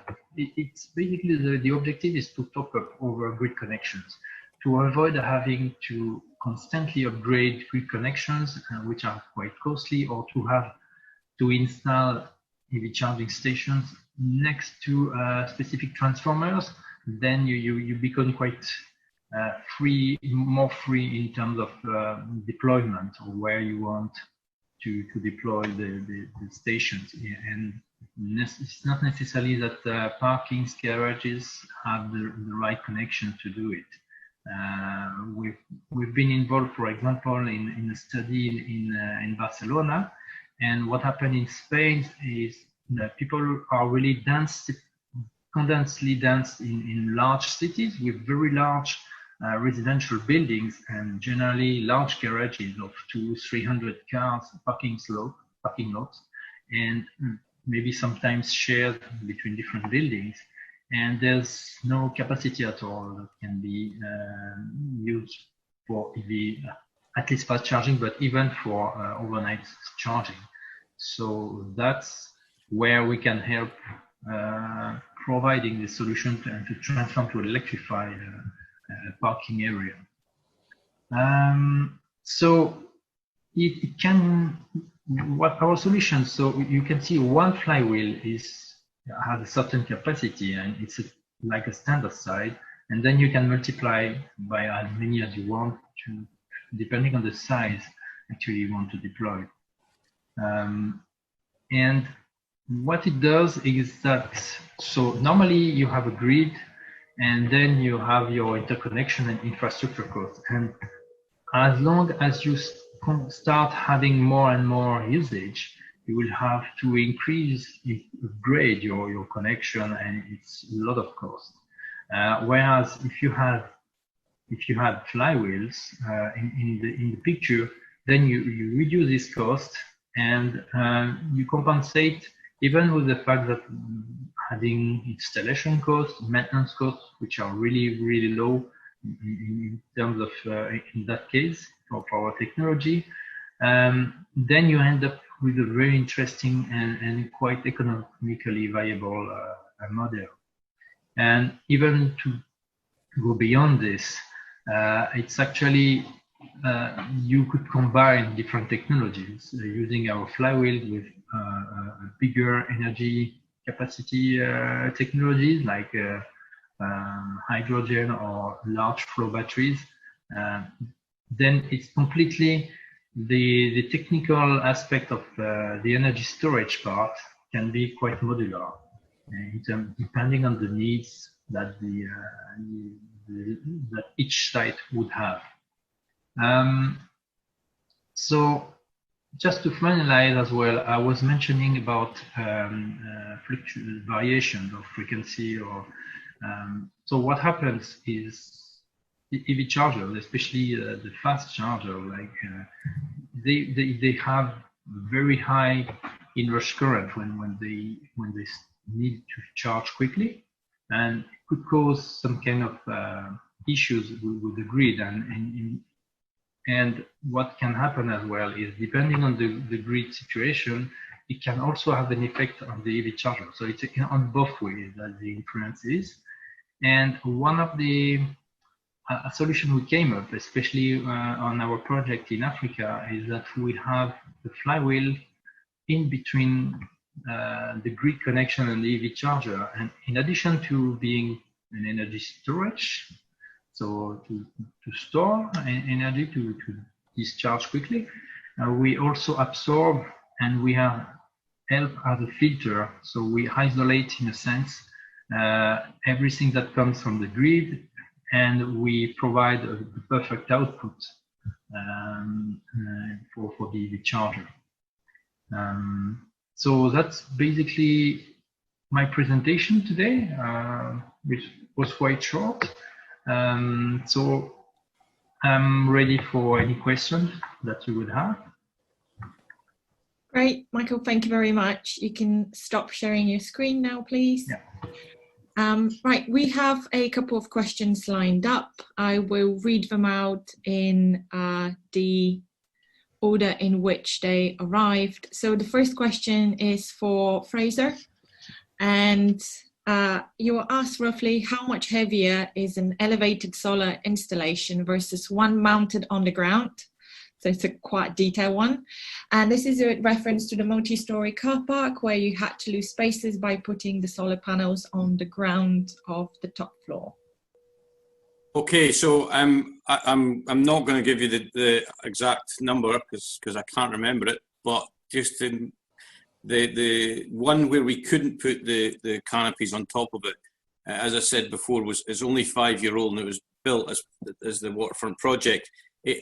All I know was that the capacity, there was absolutely no more capacity there. It was quite scary to actually find that out. It's a steel structure, and it had the capacity to take all the vehicles and very little else. So so if the question is, I'm thinking about putting in canopies, oh my God, how much does it weigh? It doesn't weigh that much. It doesn't put too much bear on the actual structure, but it was just that structure was unable to take anything.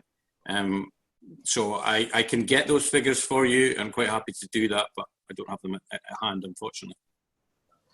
Thank you very much. We can actually facilitate that if the person who asked the question, we know who they are, and we can send more details if Fraser is happy to provide.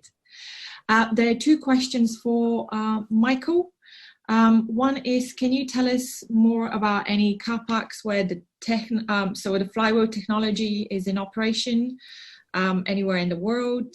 And there's another question asking, is your technology more or less expensive to purchase than equivalent output battery storage? And roughly how much cheaper or more expensive is it? Thank you for these questions. For the first one, we haven't deployed yet in any car park. We are working with a company in Barcelona on a case study, and but it would not be implemented before next year. We are on the different project we have. It's not in car parks where it will be installed. One will be, however, one of them will be installed in the basement of a large building at the University of Nice, where we are involved in a large project. So basically, it can be installed anywhere. There's no safety issue in terms of, if that was how the question was. But otherwise, yeah, we don't have car parks. We're not installing car parks. For the second one, it really depends what. So we don't use only the capex, but if we use the total costs of the installation over the lifetime, since we have a very long lifetime, 20-25 years, and during these years you have almost maintenance free, apart from a few parts we need to change. This makes a big difference, and especially when you start having cycles, because other technologies are rather limited in terms of cycling, to 1 or 2 cycles per day maximum. And in our case, that's where we have the sweet spot. It's from 4 or 5 cycles. So it really depends. We would be open to look at a specific case and make some kind of quick economic analysis with whoever wants to do it, for sure.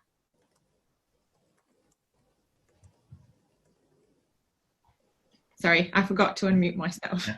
Thank you very much. There is a question for Dimitrios as well, and I would invite also Fraser to respond to it if he has something to add. Dimitrios, your project seems to pay special attention to interoperability, and this is one of the core concepts. So I understand that the project is in a specific phase of development, but so far, can you comment on what are the most challenging aspects of trying to create a multifaceted interoperable project? Yeah. I mean, such projects are a few and far in between in the UK.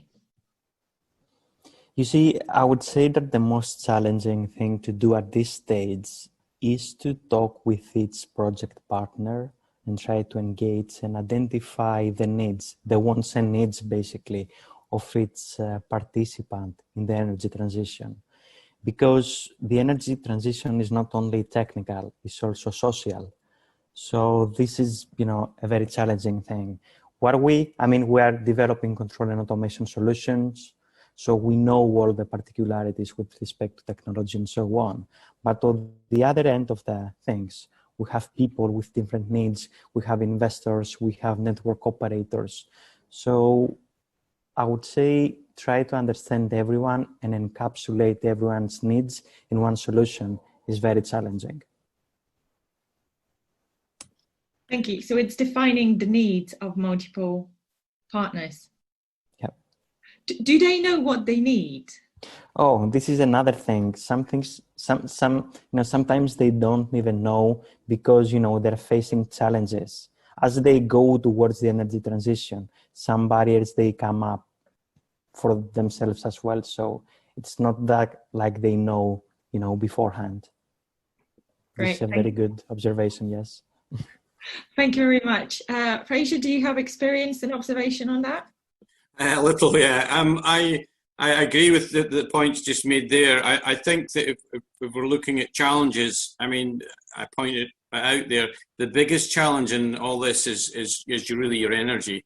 It's understanding where the energy is. As far as actually making it happen, that's the key to everything. And we've got a big project with our DNO to map out the whole city. It was announced yesterday where all the energy, etc., is. And then I'm really interested in what Michael said that we're a way to build a fourth hub. After this, I'm more interested to speak to him potentially to look at his product. But I agree with what was just said there regarding, the word is change. People having to change the way that they're thinking about mobility, the way they're thinking about how are they going to get from A to B, how are we interacting with all the things we've talked about today. People have been brought up over the last 10, 30, 40 years to do it a certain way. You're now suddenly turning around and everything that's getting hit at them, there's so many things getting from so many directions, saying we should be doing this, we should be cycling one day, and the next day we should be in an electric car. The next day, it's trying to get a message out to everybody that all these things interlink, and that's really quite challenging. We have, for argument's sake, a media campaign solely on this in the city, which is targeting Dundonians to understand what the direction travel is and the council want to go, and getting them to come along with it. It is time consuming, it's 10 years in the making, and still there are people there that are fighting it. So it is a huge challenge to do this. Probably in the bubble that everybody's in here, we all agree with the direction of travel. We love the new technologies, but there are people that just are not interested in it. It's how do you get the whole of society to come along with you rather than just individual parts of it. Great, thank you very much. And one final question. We've had huge interest from local authorities for the webinar, and there seems to be an implied understanding that local authorities are going to play a key role in bringing these kind of projects together. So in your experience, to what extent do you think local authorities have the necessary skills to do these, not only skills, but mandates to do these kind of projects? That could be on here forever. There's so many different elements to it. I think regardless of what happens and what way they go, and obviously for us, we've got control. We're going to see if we can continue to be in control of the charging infrastructure in the future and the parking. That maybe not the norm, but as a council, regardless of what projects are down in a city, the council holds the planners. The planners and the developers have to okay everything. So at no point will the council never be involved in this whole going forward. But to me, a personal note, and I can only talk about the Scotland sort of aspect of this, it is really going to be driven by more the councils, and then the interaction with the private industry. I think there's a both will have to come together to make it happen. I can use an example of 4G into Scotland. So what happened was Scotland allowed the private industry to come in to put 4G into the country. And what happened naturally, Glasgow, Aberdeen, Dundee got 4G, and the rest of the country has just been utterly ignored because there was no business case for it. So what you've now got is our Scottish government spending £500,000, £1 million every year to try and get to the point where 4G is in the Western Isles, etc. And you switch on the television and London's going to 5G, and we haven't even gone to that. So I think in a Scottish government context is that they've decided that the control will be within the councils, and they will make private public interactions and networks to develop it. So I think they will be key, but I can only talk about obviously the Scottish aspect of it, because I know that further down south there's a lot more, private investment and interaction. Thank you. I mean, Michael and Demetrius, I know that probably from your perspective, working with one lead for a multi-vector interoperable project will be easier, but how often do you see that kind of demand coming from local authorities? From local authorities, it depends. I've seen this organized, for example, there was a big tender that was actually gathering lots of different services in Cambridgeshire. That was a good example of the councils taking over different approaches, different issues in one single tender. The only thing is that, of course, we cannot, as a small company, apply to this kind of tender. So it's more like to join a consortium and to get involved in this. So sometimes it really depends on how actually local authorities interact, the kind of interaction they have with the private businesses. But this is a good approach because, energy transition is happening.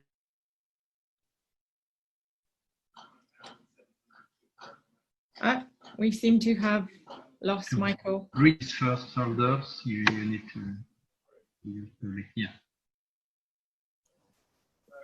Great, thank you, Yeah. Michael. Yeah. Demetrius? Basically, I agree with what Michael said. Just to add something here, previously we have been involved with a project in Perth, in Scotland. So we have seen that, its local authority has its own challenges and so on. So this is basically to highlight again that we need tailor-made solutions. There is no one fit for all solution because everyone has different needs. Something we spotted during this project was basically that sometimes people are afraid of technology. So we were introducing, advanced control features, platforms, and so on. And some people, they were afraid. They were saying, okay, install it, but I don't want to touch it. I don't want to press any buttons. I'm afraid. So this is another thing that we have to consider, people's appetite towards the energy transition as well. This is a very interesting point to end the discussion on. I thank very much our expert panel for your interesting interventions and for giving us a glimpse into the exciting technologies and projects that you're working on. At this point, I would like to briefly show you what Raquel Duran has been working on while we've been talking. Raquel, would you like to share your screen, please? So Raquel Duran is involved in live capture drawing of all the concepts that we've been talking about. So we expect that she would be able to produce a very attractive, neat and colorful drawing representing all the complex connections between things. So Great. So this is us basically for the past hour and 40 minutes. Shall we hear from Julian O'Keefe from the British Parking Association? What were the key points in your room? Thank you, Relita, and thank you for putting together such a stimulating webinar, and the interactive bit really made it, I think. We basically thought the definition was adequate. What we thought perhaps in some of the thinking around some of the presentations is to keep the customer at the heart of things. And one of the challenges to interoperability is keeping it simple, making sure someone who is parking can pay for EV charging, or maybe can go to a car park and have a card that pays for onward active travel. Things that bring together the experience to make it a lot more simple for the driving public are ideal. We talked about how interoperability is something that, particularly with local authorities, works really well if you think in a modular way, so that you add on different sectors as and when they're needed, because otherwise it can be just a bit much to take it all on board in one go. We talked about the challenges to interoperability in the EV sector. Clive is from that sector, and at the moment there's two things. There's legislation, but there's also the dominance of certain big models, for example BP Chargemaster. There are others that are perhaps less keen to have an open market, to have interoperability when there are proprietorial issues at stake, and that could be said for some aspect of the parking sector, I'm sure, as well. There was a lot for me to cover in the feedback, but I want to leave room for everyone else, so I'll stop there. Thank you very much, Julian. In our group on local authorities, we managed to cover a few points. One of the big things that was highlighted is that there is a lot of work to be done between the areas of we're local authority that's just starting to think, how do we develop interoperability in our projects, towards we need to be thinking now about what kind of interoperability do we need in the next 10 years. So between how do we start this to how do we not think in terms of what's possible today with the current technology, but what we're going to do in the next 10 years. So looking pretty forward into the future. And one of the key barriers that was highlighted, well, two key barriers that were highlighted for local authorities in developing interoperable projects was the fragmentation, not only across the different sectors, but also within the individual organizations. So one of our participants highlighted how fragmented the councils are in the way in which they deliver parking, energy services, and other services, and how some of the biggest barriers are internal in terms of how do they develop a holistic approach. Another key barrier that was highlighted was that a lot of local councils are experiencing lack of political stability, and that's particularly important in getting councillors to support decisions where particularly you have to talk about e-mobility and to talk about strategic investment ahead of need. One particular challenge was around how would these business models work, considering that we're experiencing a massive shift in demand for electric vehicles, and it's quite possible that a lot of local authorities are going to experience significant consolidation of vehicles per household. And another kind of key thing to take away was whether we should think about the extent to which interoperability as a concept and as a key area for developing innovative business models actually applies to different types of parking arrangements. So the big differences between on-street and residential homes and multi-story car parks. And this is something that we'll seek to address in further outputs from our project. I will leave it at this point. There's going to be a more extensive summary which will come once we compile all the presentations and all the feedback from this webinar. I'm quite keen to hear from the other group, which was looking at energy, digital and mobility services. Joey? Oh, yeah. So we had an interesting conversation. We felt that the definition at the start generally reflected interoperability for us, although we were talking a lot more about kind of future interoperability and kind of considering that within the future. Another thing that came up was the interoperability of building or lands and assets, and that they need to be interoperable and dynamic in themselves. In terms of challenges, we talked about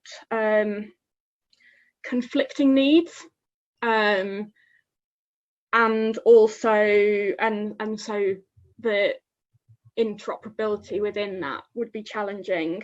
And we also talked about how a lot of this future sort of technology and innovation was unproven. So trialing these innovation ideas and how you go about doing that, and who as a result takes the risk of that. And then the need for I cannot pronounce this, legislation changes within this area. And we also talked about the opportunities for commercial solutions that facilitate interoperability as well, and that is an area that that could expand. And I think that's everything, unless anyone else in my group wants to comment or thinks that I've missed anything. Great, thank you very much, Joey. Raquel, do you mind stopping sharing your screen? Yeah, of course I don't. I'll stop now. Thank you very much. Great. Hopefully you can see my screen here. I want to take this opportunity to express my sincere thanks to everyone involved in putting this webinar together.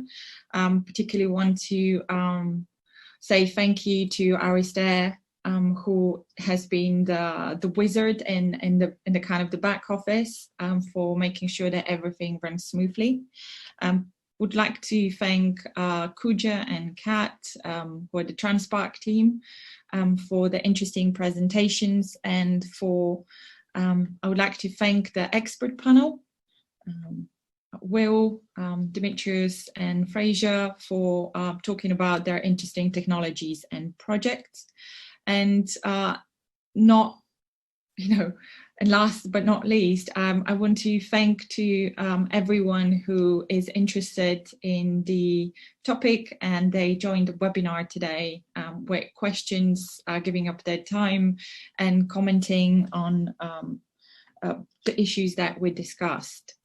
Obviously, this is not ideal way of communicating with each other, and it was certainly not what we had in mind when we wrote the TransPark project. So everything was significantly changed during the pandemic, and will probably continue to operate in a different way. So I would like to ask you, how would you like to take this forward?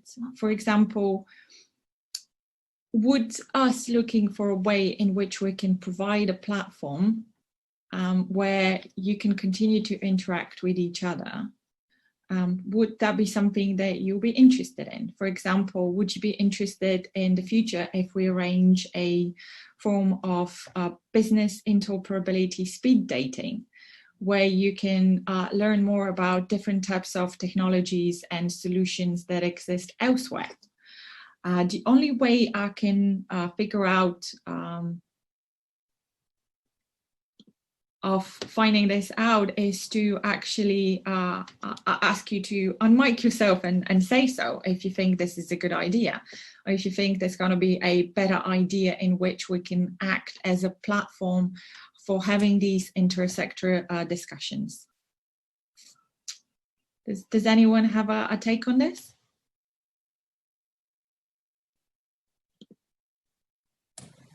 Hello.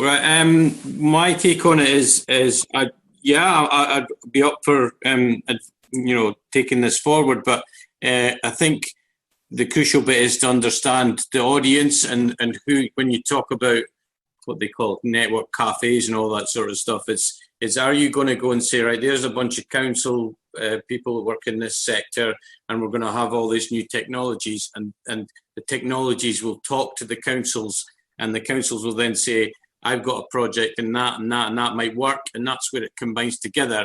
Again, what I would say is try and make it as simplistic as possible. Once you start broadening that out, then the message gets kind of lost of what you're trying to do. To me, off the top of my head, as working for the councils, what we do, if you get a room full of people from the council and you get a room people like Mike with his new innovative, which I'm very interested in to learn about, then you've got something. Then you've got something to drive forward, and it'll be really quite interesting. And I'd be very interested in something like that. I don't think that is being addressed at the moment at all in this country. Great, thank you very much. Maybe what I take away from this is that if we do a speed dating, maybe it should be speed dating for beginners, speed dating for advanced, and speed dating for interoperability dreamers, so that we can match the kind of the level of expertise with the level of ambition. We can also make sure that all participants have access to other participants' details, so it will create an opportunity to get in touch with anyone whose technology or project or ideas you're interested in. So I think driving that forward, I mean, I think somebody, I'm just talking off the top of my head, if that was what you were going to set up, I'd be quite happy to say, right, these are some of the councils that I'm involved in across Scotland and England, get them introduced into that. And I can also do it the other side, where I can say, right, we've got this and that technologies that we've used in Dundee that might be of interest to somebody like Malcolm was talking about there, who's just starting off. And I think that's what all participants could do. And then you bring it a much bigger scope, and you're bringing in the right people. And rather than me, for my personal thing, saying, I could talk to you about this company and X, Y, and Z, if you're bringing that into the next webinar, then they can actually talk to them in a much better position to, relate to different councils than me saying this is what for us, if you know what I'm trying to say. Yeah, sure. Thank you very much, Fraser. This is very useful. I find this discussion quite interesting, but also I'm aware that it's 12:40 and we have gone 10 minutes over our allocated time. So what I'm going to do is I'm going to end the webinar, thanking you once again for everyone that stayed until the end and that joined us. And I will make sure that we continue the discussion in a way which creates value for the different types of stakeholders. Thank you very much once again, and I do hope you enjoy the good weather that's coming today and in the next few days. Hopefully see you soon, not that long into the future and in person. Until then, stay safe and enjoy the summer. Bye-bye. Thank you. Thank you very much. Thank you very much. Bye-bye. Thank you.